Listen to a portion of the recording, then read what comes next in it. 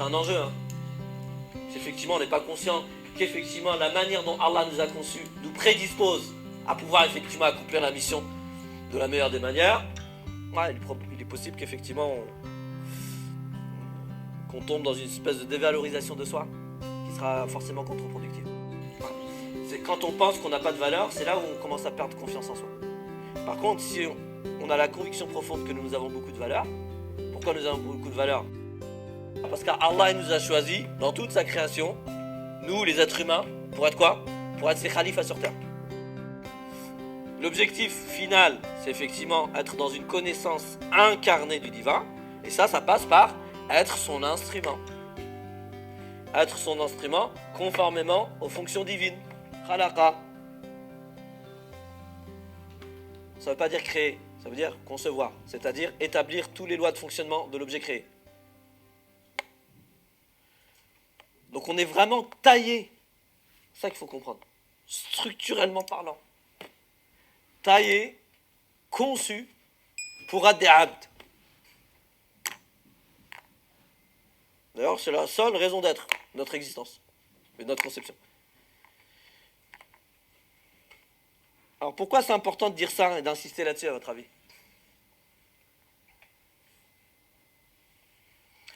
Vous avez tous peut-être entendu l'expression Man arafa nafsahu arafa rabbahu. Man arafa nafsahu arafa rabbah.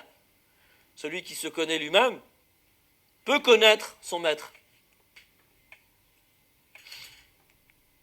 Donc effectivement, il y a dans la compréhension de ce qui constitue l'humain une possibilité de connaître le divin.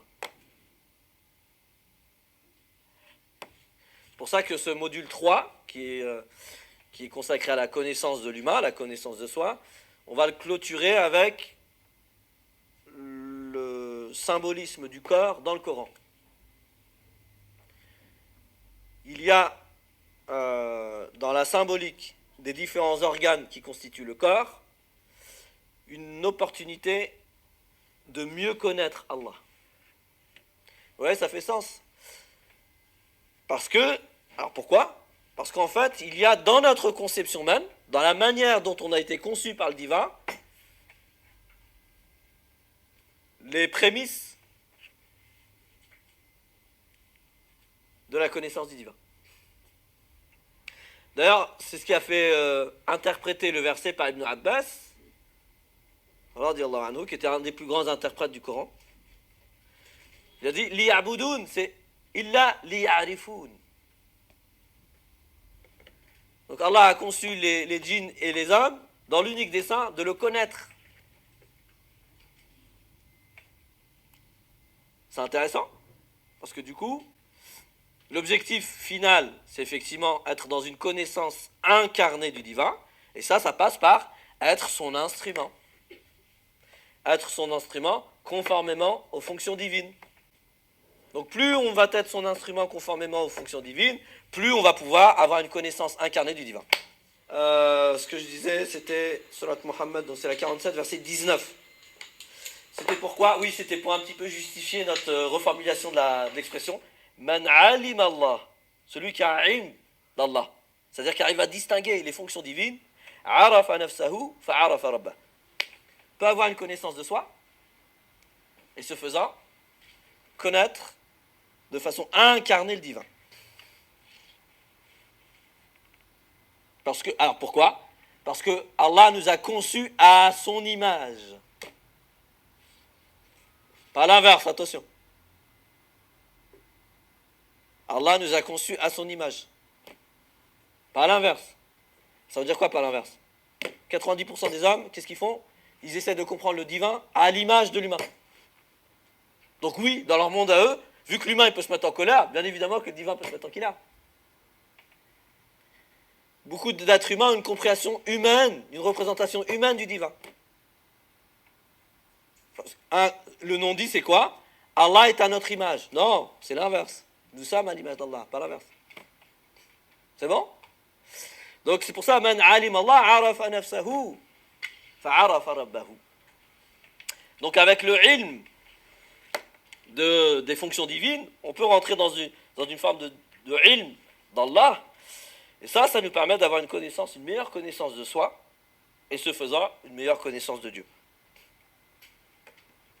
Parce qu'on va pouvoir incarner les noms. C'est bon? C'est le seul et unique dessein. Tous les actes cultuels que les humains disent c'est obligatoire, si tu ne le fais pas, attention, tu vas cramer en enfer. Ce ne sont que des moyens, ce ne sont pas des finalités. La salat, c'est un moyen, c'est pas une finalité. As-siyam, c'est un moyen, c'est pas une finalité. Al-zakat, c'est un moyen, c'est pas une finalité. Al-hajj, c'est un moyen, c'est une finalité. L'umrah, etc., etc. La seule finalité, le seul et unique dessein de notre présence sur terre, c'est quoi? D'être son instrument. Tout le reste, ce sont que des outils qu'Allah met à notre disposition. Ce sont des ressources qu'Allah met à notre disposition. Et donc ça va impliquer de changer de regard sur, effectivement, tous les actes cultuels, ou notre rapport aux actes cultuels.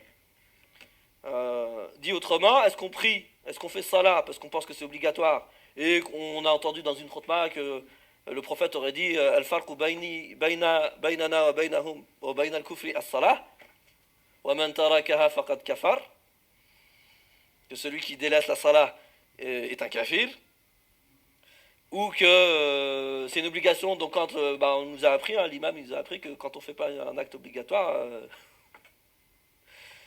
on commet un péché. Ouais. Ouais, mais c'est dommage qu'on l'apprend comme ça. Oui, je sais bien. Là, typiquement, quand on dit ça, en fait, pilier d'islam, et qu'on explique là, en fait, qu'est-ce que ça veut dire. Parce qu'Allah, le prophète, dans cette fameuse tradition-là, prophétique, qui malheureusement a fait beaucoup de ravages, sur plein de niveaux. Par exemple, typiquement, pilier. Le hadith, il dit Buniya al-Islam wa ala khams. Il n'a pas parlé de Arkan al-Islam.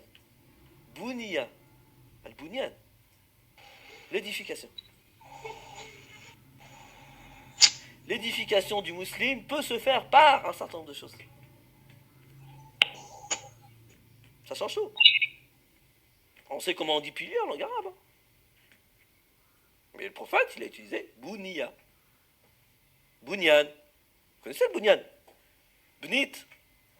Vous dites comment les Égyptiens? Vous dites aussi ça ou pas? Non? Ouais? C'est quoi? Ça veut dire quoi? Édifier, construire. Édifier. Faire un édifice. Donc, Buniya al-Islamu ala khamsin, littéralement, il faudrait dire, pour l'instant, je vais laisser en translittération, que l'islam peut être édifié par 5 ressources. C'est pas la même chose que de dire que c'est un pilier. Bref, ça c'est juste une petite parenthèse. Ce serait intéressant d'ailleurs de commencer à faire des propositions de lecture de certains hadiths à la lumière du Coran. Bref, alors pourquoi je disais tout ça? Je sais même plus. Moi, la seule finalité, c'est d'être la main de son œuvre pour effectivement arriver à une connaissance incarnée du divin. Tout le reste sont des ressources. Alors quand je dis ça, ça ne veut pas dire qu'il faut les délaisser, c'est pas ça. Mais c'est juste notre rapport à ces choses-là qui doit changer. On prie, c'est pour nous, c'est pas pour Allah, il n'a pas besoin de nos salat, Allah. Siyam, Allah, il n'a pas besoin de notre siyam, ni notre zakat, ni rien du tout. Donc on fait toutes ces actions-là pour nous permettre, pour nous donner toutes les chances de quoi? De nous réaliser. Ou pour mettre de notre côté toutes les chances de nous réaliser, de nous édifier, de produire le fruit mûr de notre arbre, d'être totalement la main de l'œuvre d'Allah sur terre.